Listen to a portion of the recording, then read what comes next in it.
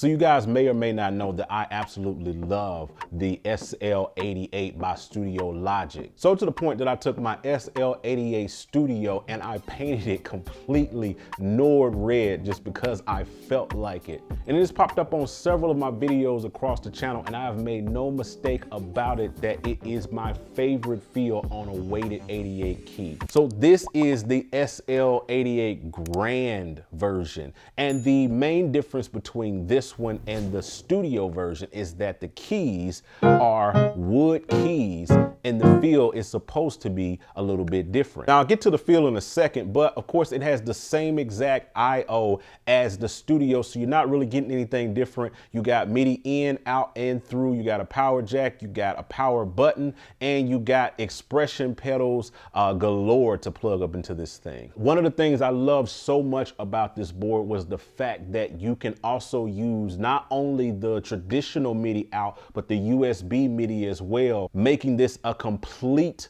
MIDI powerhouse that you could run your modules, your laptop, all of your sounds, everything all controlled as this being your master keyboard. Now this is clocking in at right now current in the market $999. That's 1,000, one rack of your hard-earned money spent on this board. So you're probably wondering, is it worth it just to spend the extra $500 to get the Grand version over the Studio version? And I'll tell you, coming from someone who has had the Studio version and has been using it for like over 2 years, honestly, the feel isn't too much different.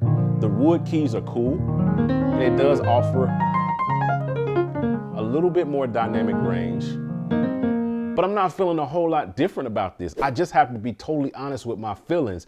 If I was in the seat and I was trying to decide whether I was gonna spend 500 or 1,000, and I had to compare both of these, playing both of these, I would probably still go with the Studio version. Now let me bring my beautiful SL Studio into frame here. What I'm saying is that the weightedness of both these boards are pretty much the same. The action when I'm playing both of them is pretty much the same. Now it is a little bit more dynamic on the SL Grand than it is here. Also because these are wood and these are plastic, they're probably gonna be a little bit more durable, but these are also heavier than these. And so that's what I'm saying. It's a great feel, but is it $500 more great?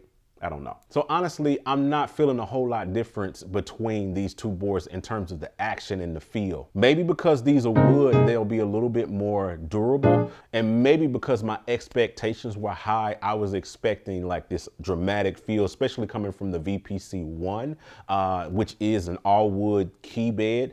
So I was expecting something a little bit closer to that. Something else to note is that this doesn't come with any software or anything like that. But when you're spending upwards of $1,000 plus on a MIDI controller, you're really not buying it for software per se. You're buying it for the feel. You're buying it for the playability of it. And probably because you want something that's closer to the feel of a piano, especially if it's 88 key or more.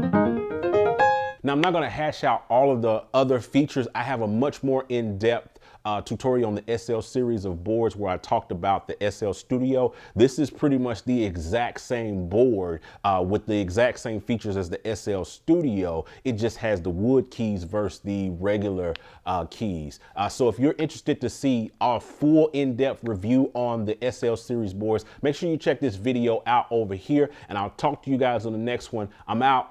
Holla at your boy.